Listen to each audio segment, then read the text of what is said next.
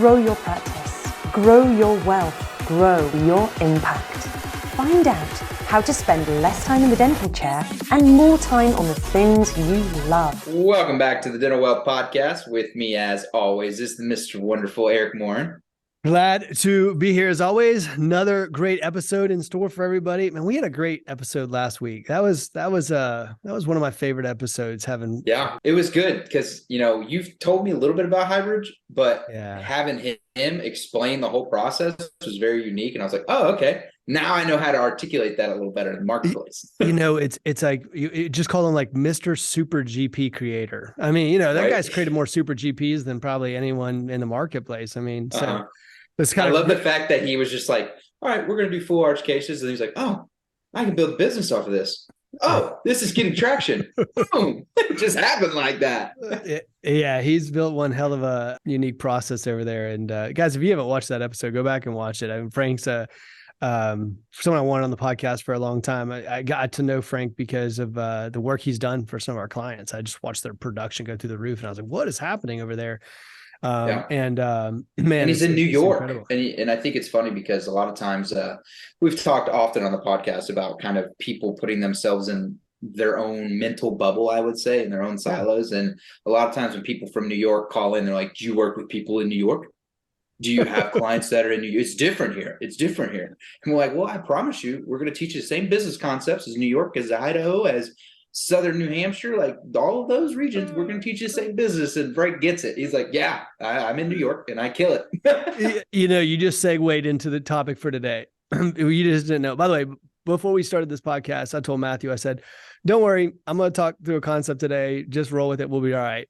And he was like, all right, because I took a deep breath. So he doesn't, Matthew doesn't actually know what we're about to talk about yet. And you actually segued to it perfectly. Look at that. We on the same wavelength as always.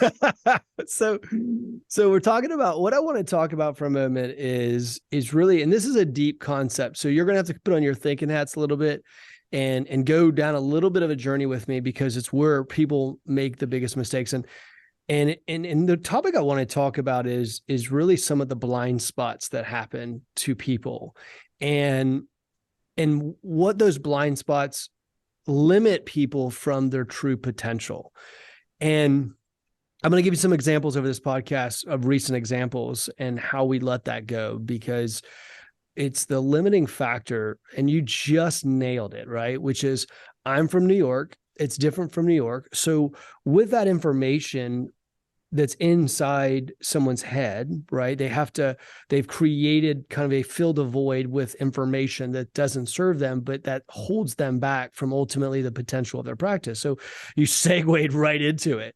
I was talking yesterday with two different people, two of them that run clinical training organizations and myself. And we were talking about where people struggle, whether it's from a clinical standpoint or from a, building a business standpoint and where they get stuck. And when I say stuck, by the way, I understand the vast majority of people listening to this podcast are successful. That's kind of, this podcast is geared around successful folks.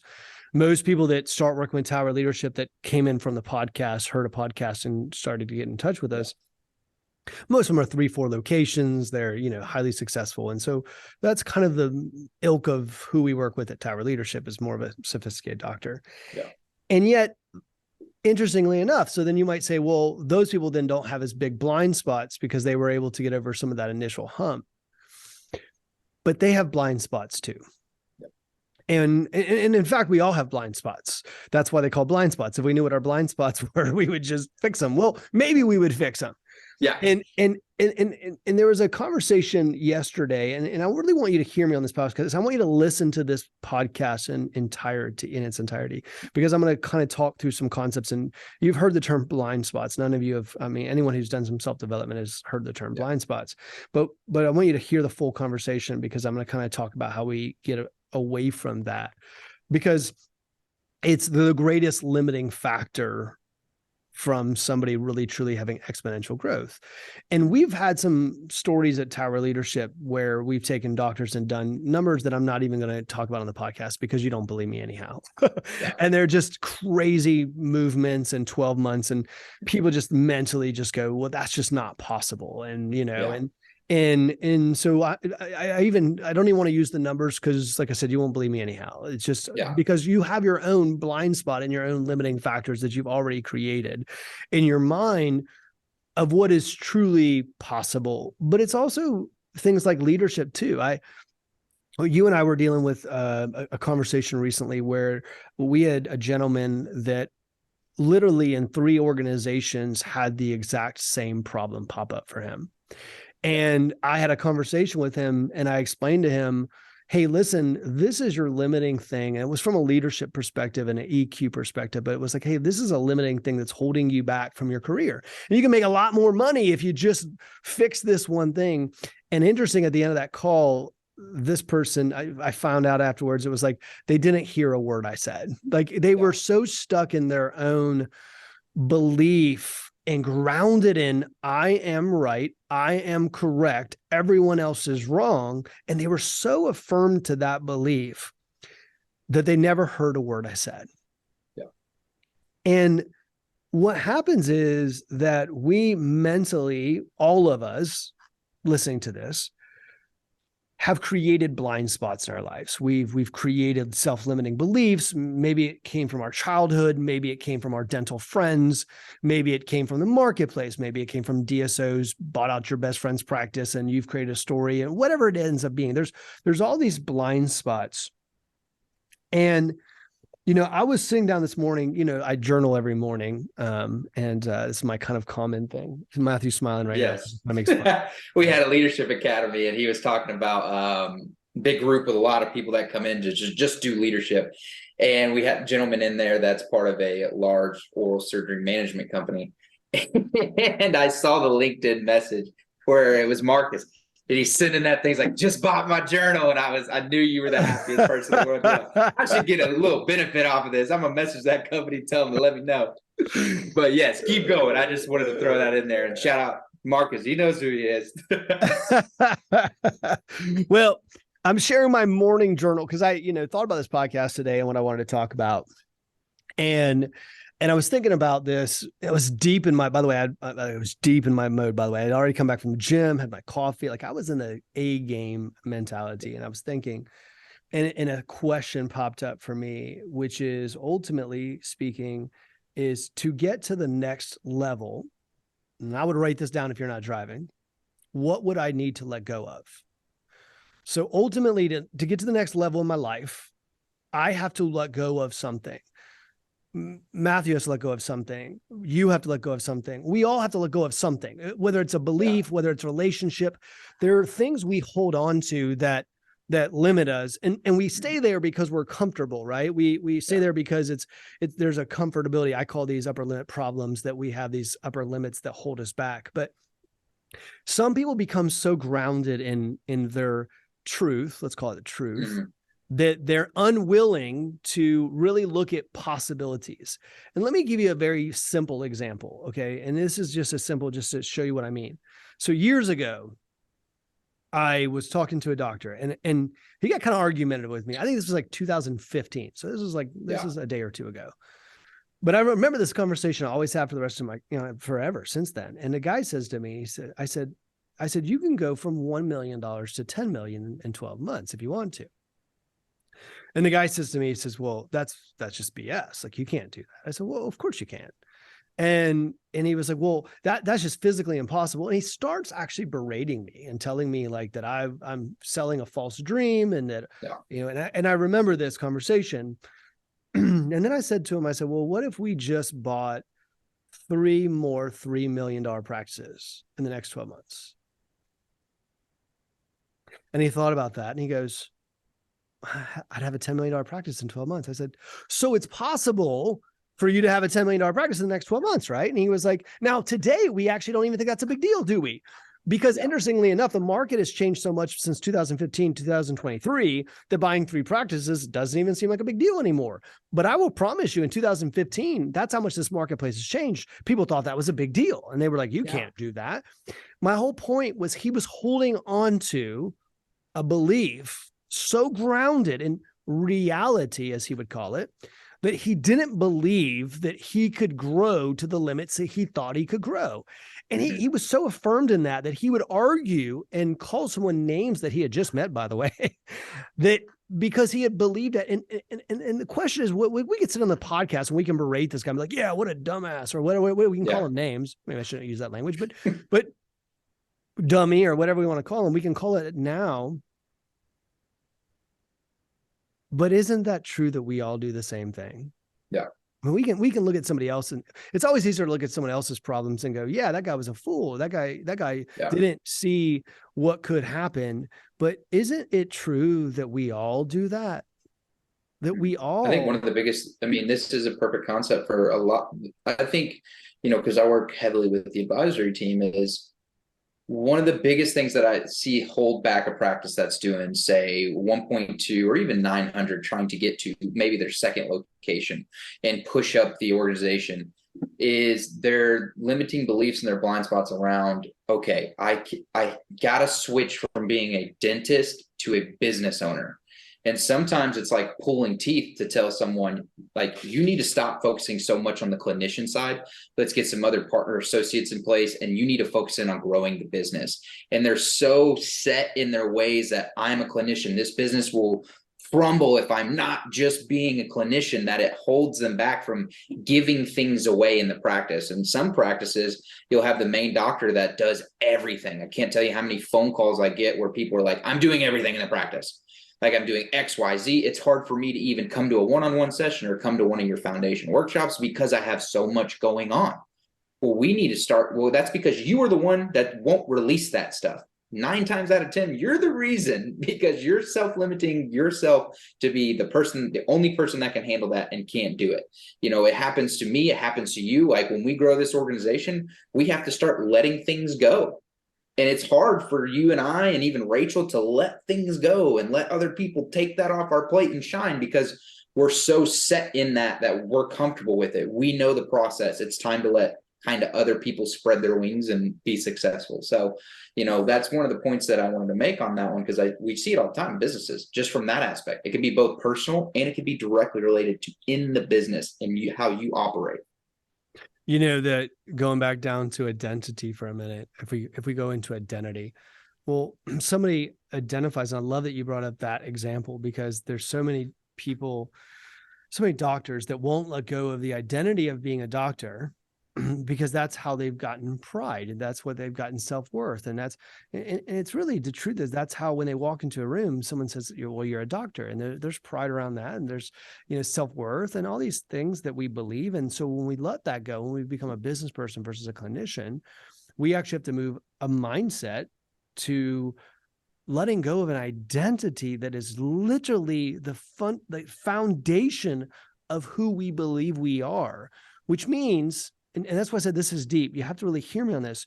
You have to let go of that foundation, of that belief, which, by the way, is so scary.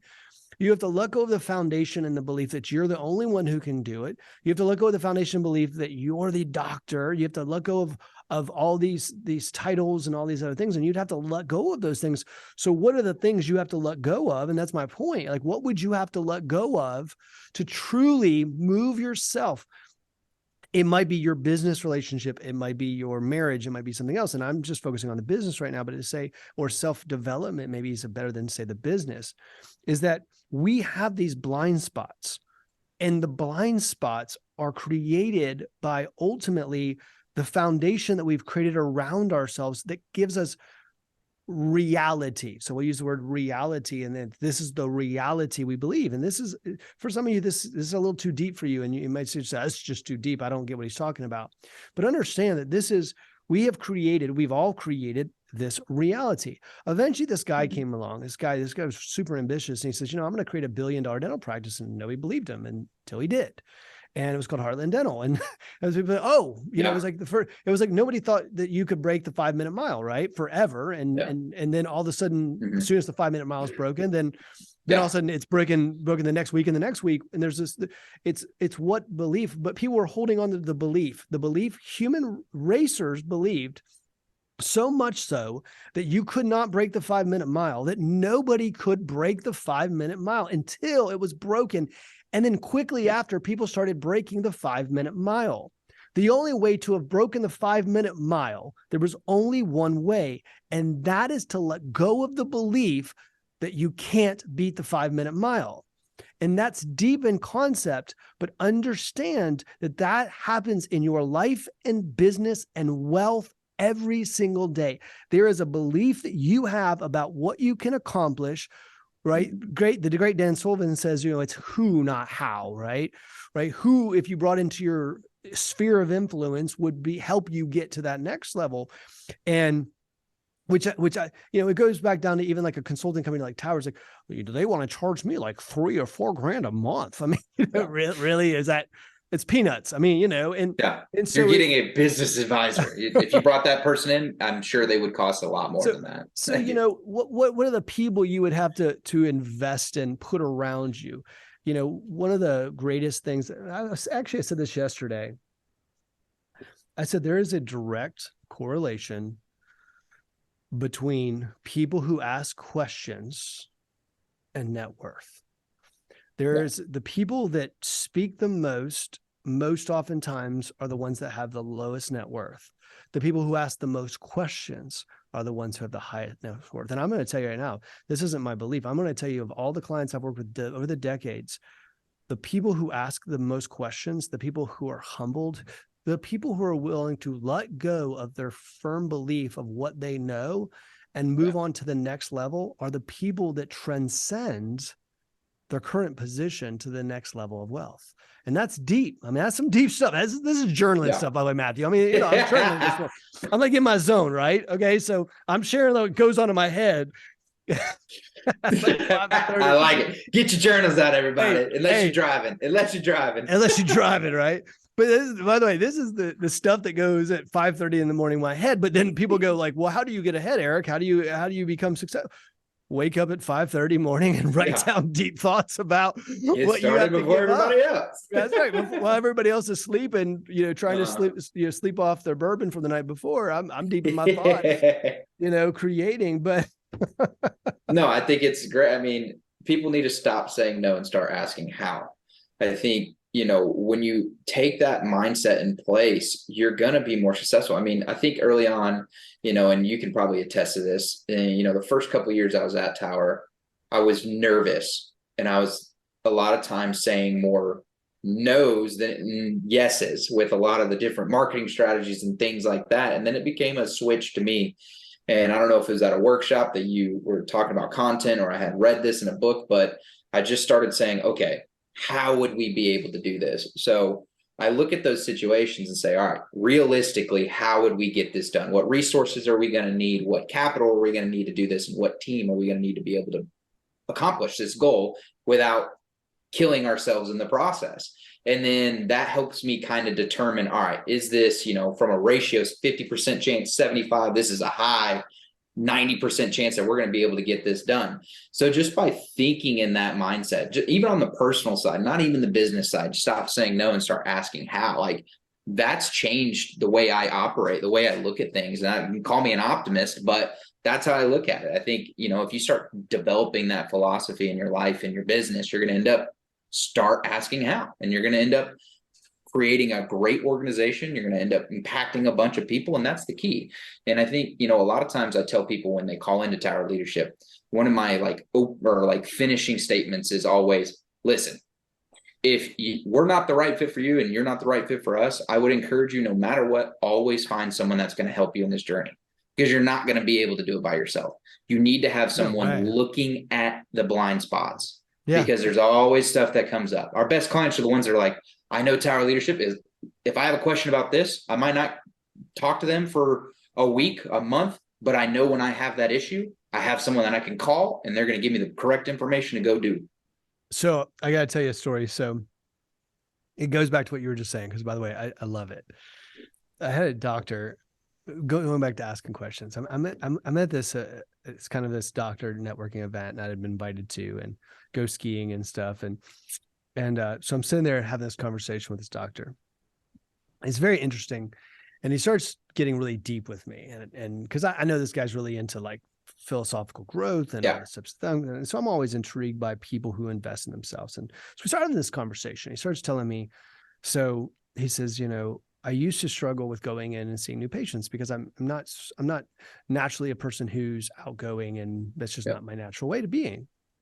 And he said, but what I've done through my spiritual training is I've learned that, we're all connected, all humans are connected. And if I walk into that operatory with that idea that we're already connected and that we are already best friends, we are already connected through this world, that now I treat that patient differently. So it helped me overcome kind of a little bit of shyness, because I walked in there going like, hey, Matthew, it's like, we've known each other forever. And it's like, he was like, I walked in with a mindset of, so I was intrigued by this person's, by the way, this conversations. We have about an hour-long conversation about just deep stuff. I journaled about it the next day. So, So I asked him, I said, give me a book to read. And so he gives me a book to read.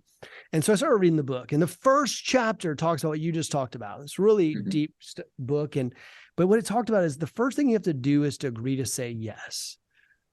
And that really goes back to the point you were just making, which is, people have to first, like when you walk into something, it was funny. So there's a guy, he doesn't mind if I say his name, so it's fine. A guy named Jeff Mader, who I have tremendous respect for, amazing doctor. Yeah. And he worked with Tower and just blew up. And then he worked with Highbridge on the clinical side and blew up. And that's how I ended up meeting Frank and all that, their connections. Mm-hmm. And so I was talking to him the other day, and we were having this conversation. He's just such an incredible human being. But he was like, I just go all in. Like, I go all in, like, give me something. Like, he's like one of the top doctors with Tower. He's one of the top people with Elevation. Like, in his family, like I've spent time with his family and his wife, and like, he goes all in his marriage. He goes all, and if he ever listens to this, like, I'm like, thanks, Eric, but incredible guy. And if you know him, hey, tell him I said so. But my whole point is this, is that, that's an example of someone who agrees to say yes. He agrees to say yes because of the fact that he already looks at the opportunity of what's available and possible to him. He lets go of his current belief in what his grounding was. He shares a story that before he met me, he was already being courted by some dental corporations to buy him. He said, his life was pretty, basic. I mean, he was working a few days clinically and playing some golf. And that what happened is that he was in a room of a lecture that I was giving. And when I shared some information with him, he looked at it and he just goes, my gosh. And I remember, and I always tell him, I remember this forever. Like he was in the back of the room. He said he just kind of meandered in. The other course was boring. So he meandered into mine. He saw a bunch of people in there and he wanted to hear what I had to say. So he raises his hand in the back of the room and he says, this changes everything. And I tell him that. I was like, I remember you saying that. And while this was 5 years ago, he says, I remember that, this changes everything. But really what happened was, and I want you to hear me on this. This is not a story about a doctor you don't know. It's about the fact of, in that moment with his hand raised, what he did was say yes. In that moment, knew, instead of walking in, holding on to, I don't know this guy. I just met him. What's his background? Who does he think he is? All this other garbage that everybody else walks in with. He let go of that garbage. He instead let go of, what would I have to let go of to believe that this guy, now I'm not saying he didn't vet me. I'm just saying, ultimately speaking, in that moment, he had to make a decision to pursue, which is, in that moment, he said, I'm going to let go of, at the time, Heartland. I'm going to let go of these steak dinners I've been getting. I'm going to let go of the belief that my practice is nothing but an income stream. And I'm going to say yes to maybe a different way of thinking. And I'm going to say yes to my business and to its ability to impact my kids and family. And he was already a successful doctor, but he's done some transformative work. And I use his name because I don't think he'd have a problem with me saying that. But that I just wanted to give you that example and use that example because what happens is, and I give you that example so you can relate. I don't want it just be philosophical, because if it's just philosophical, maybe you won't understand what I'm saying. So what I want you to see is in that moment, what happened is he had to let go of some common beliefs. He had to let go of some things he was already working on. He had to let go of maybe self-imposed limitations, and he had to say yes. He had to make a decision to, instead of saying no, say yes. I know that sounds so elementary when I say it, but it's really hard to do. It's really hard to let go of your current foundation of what you believe is possible, what you believe the marketplace is telling you, what you believe your family is telling you, what you believe, all these things, your partners or anyone else in your life. The biggest person that holds you back is you. And we have to let go.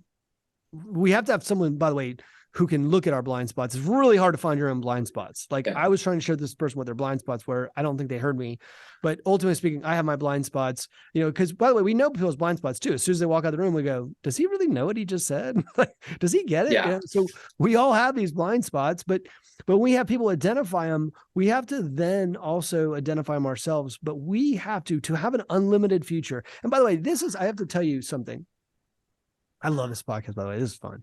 So many journal stuff. So years ago, I would hear things, because I will tell you that those of you listening to this podcast, if you're listening to this podcast right now and you don't understand what I'm saying, I give you grace. And let me tell you why I say that.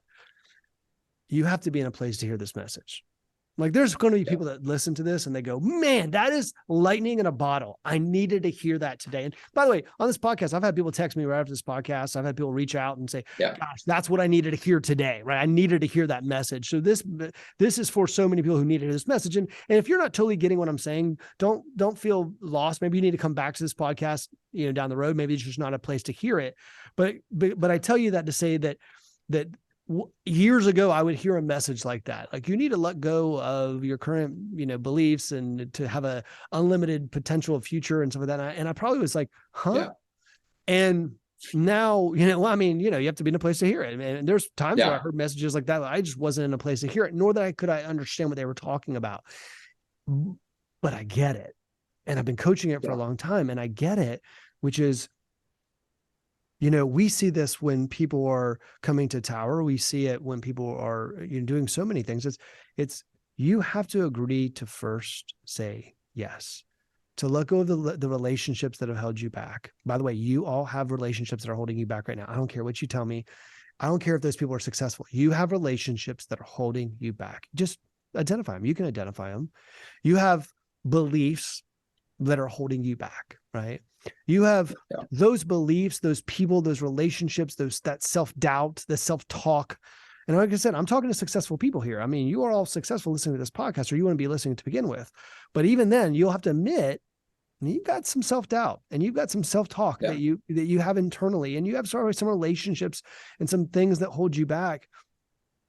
And the question is, what would you have to let go? What would you have to let go of today to have the unlimited future that you want? Which means first we have to describe what that future looks like. Like, what is the future that I want to have? You might want to know where you're going, because that kind of helps. Like, what would be the future that I'd want to have? And don't limit your, remember, it's hard. I used to think vision was so easy. It's not. It's, for some people, it's really hard. Yeah. Like, what would that future look like? And then, like, what would I have to give up to get there? Like, what belief would I have to, and start with beliefs first. Don't start telling your, siblings and family you're not going to talk to them anymore. Be like, hey, I was listening to Dental Wealth podcast, and Eric Morin told me not to be your friend anymore. So please don't. We'll start getting random reviews online. I'm like, they're terrible. I mean, like, my husband or wife doesn't talk to me. That's right. We'll get like a random email. Be like, I divorced my wife because I was listening to the podcast. No one said divorce your wife. Okay. Don't do that. Don't do that. A little emotional intelligence on the podcast today. A little emotional intelligence. That's right. That's right. I love it. I think I cut out everyone in my life just so I can focus in on the goal. I said yes to that. It's like grain of salt, people. Grain of salt. I love the the philosophical concepts that we get into on the podcast. I know we do a lot of, business and talk about the news and those type of things, but, sometimes, especially when we're closing in on the first quarter of the year. So, if you haven't done this yet and you've already, most of you guys have probably hit, you're either at this point, I would say it's the end of February. You've probably determined how this year is going to look. Yeah. You either have some pretty big momentum right now, or you're stuck and you're like, it's just going to be another one of those years. And a lot of times you just give up and you're like, we'll get them next year. Don't do that. Take this concept, saying yes, asking how, and figure out how over the next 8 months or 10 months, you're going to be able to right the ship. How are we going to take it to the next level? Like, I had these dreams. You all had your New Year's resolution, and around the end of February, everyone stops going to the gym. They stop their diet. They stop having these visions of where their practice is going to go, and they get a little bit back into the routine, the whirlwind of what they're doing. So I would encourage you guys just to, take a step back, see where you're at. It's not over yet. You can still push through, start saying yes to things. Who can you bring in? Who can you use as a resource? Who can look at your blind spots in order to help you get to the next level? If you're 2 months in and you're finding yourself either really doing momentum and you need someone that ultimately is going to look at and say, all right, so look, I have all this momentum right now. How do I put it all in a bottle and make sure I point in the right direction? Or if you're the person that's like, I didn't hit the goals I wanted to for the last 2 months and it looks like we're going to do 2 million again this year. How do we fix it? How do we take it to the next level? So the philosophical component of this is huge, especially at the end of February. Like, this is money. And if you guys have to take that and put it into your practice in your personal life. We often tell people to share this podcast. This is probably one that's probably most important to share. Grab a person, say somebody who's willing to look at your blind spots with you, and somebody who can be critical, but with some emotional intelligence and can give you some guidance. And look, I invest in coaching myself. I mean, we coach, but I invest in different coaches. And I think we all, just like elite athletes, have to have people around us that can coach us and help us see our own blind spots and see the things maybe we're missing. And, I gladly invest in that, but I think but then even with those people, I still have to be honest with myself, because I can BS my way through those things. If I, like I was talking about, like if you don't want to hear it, so no one can get through to you anyhow, because you're not going to hear that. You're going to say, oh, they just don't understand. They don't get it. They're not in my market. They don't, all these other reasons why that ultimately speaking, their advice is invalid. And by the way, make sure you're getting advice from somebody who's worth getting advice from. And I'm not talking about their, self-worth as a human being, but I'm talking about their credibility from their standpoint of growth. But I think that when we look at that is, and you're right. Like, don't look at this year. You're so right. That, by the way, that was like hitting it home, Matthew. That was like a really good point, which is like, man, you're so right. This is about the point in the year where people give up and they're like, you know what? Yep. I'm just going to, my income is pretty good and things are pretty good. I'm just going to push through this year and it's going to be, but see, that's a self-limiting belief. You have to give up that thought that this is going to be another year like this. You have to give up the thought that all the thoughts that are holding you back. And that's why I believe in the who, not how, is because it's like, well, who would I need to be? Who would I need to get advice from? Who could I bring in from a team member standpoint? Who could I spend more time with in a mastermind group? Whatever it is that we host masterminds and great people in masterminds. I mean, you're kind of a fool to not be in a group of people who are in the same situation as you that could all look at your blind spots together and give you advice.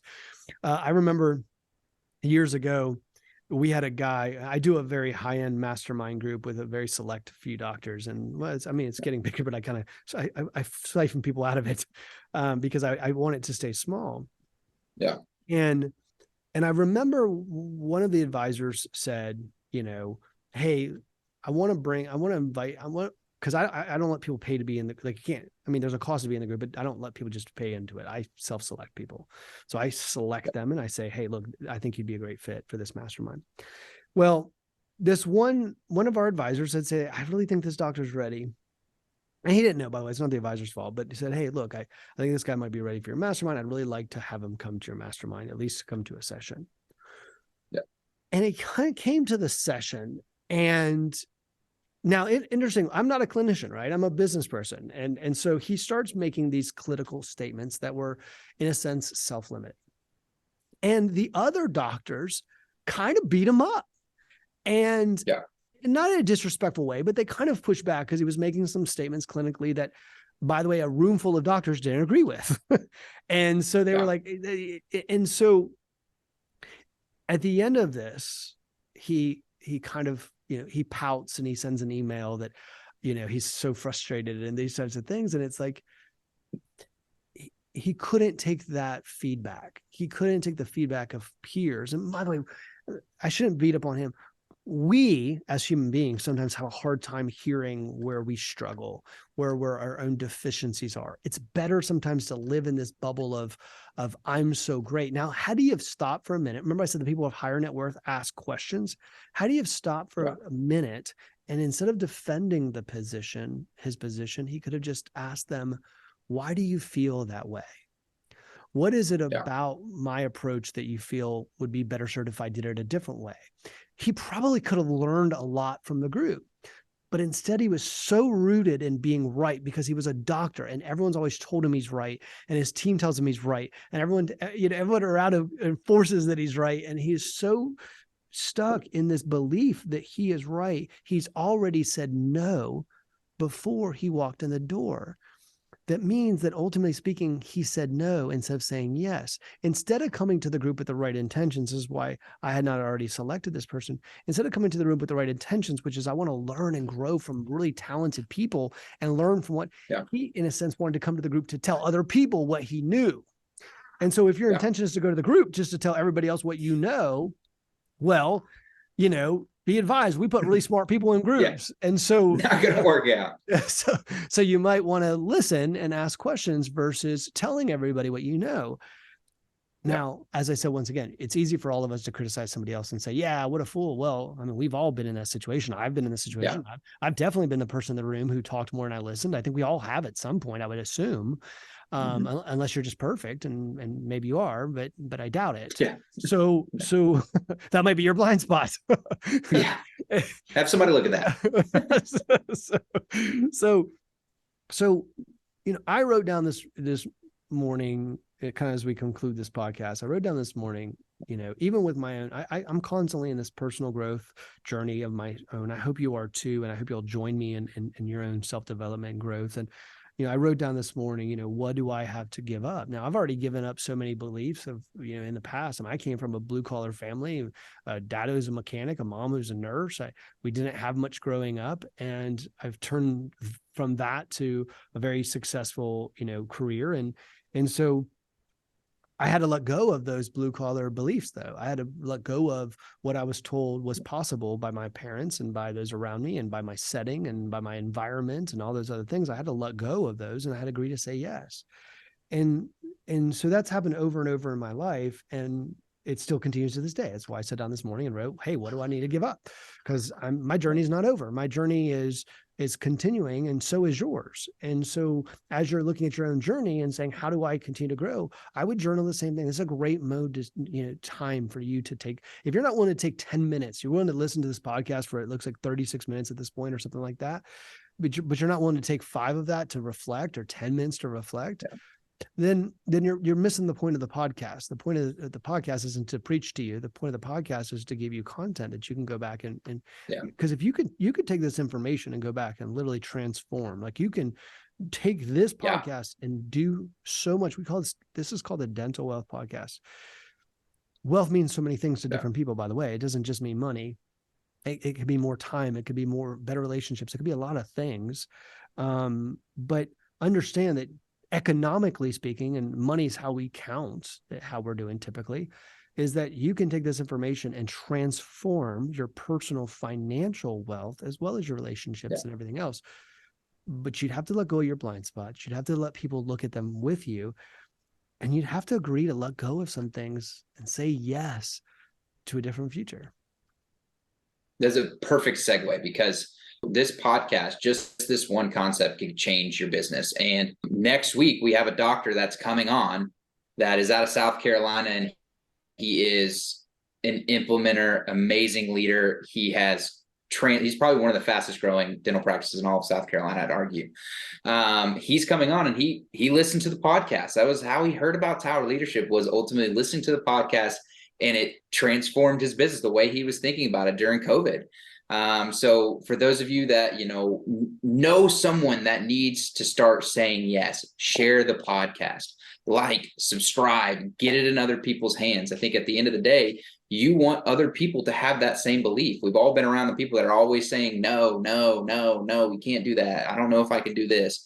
Share it with your team. I mean, they need to hear this podcast, not just other doctors. Share it with your team, but get it to people that need it. So as always, like, share, subscribe. Thank you, Mr. Moore, for joining us today. Thank you, Matthew, and we will see you guys. Thank you. I like it. It's a pleasure doing these podcasts. I think you and I get a lot of joy out of them. Tuesdays, our schedules are crazy, and when we can actually get in and do these, we have a lot of fun. So thanks for tuning in, guys. We'll see you next time.